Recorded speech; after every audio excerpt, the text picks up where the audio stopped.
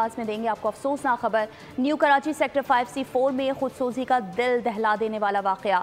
बाप ने 3 बच्चों समेत खुद को आग लगा ली। रेस्क्यू हुकाम के मुताबिक खुदसोजी करने वाला आरिफ फ्रूट का ठेला लगाता है।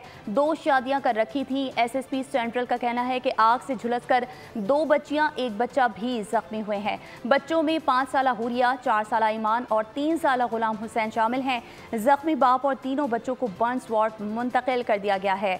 आपको ये अफसोसनाक खबर से आगाह कर रहे हैं। न्यू कराची सेक्टर 5C4 में खुदसोजी का दिल दहला देने वाला वाकया पेश आया है। बाप ने 3 बच्चों समेत खुद को आग लगा ली। रेस्क्यू हुकाम के मुताबिक खुदसोजी करने वाला आरिफ फ्रूट का ठेला लगाता है, जबकि 2 शादियां कर रखी थीं।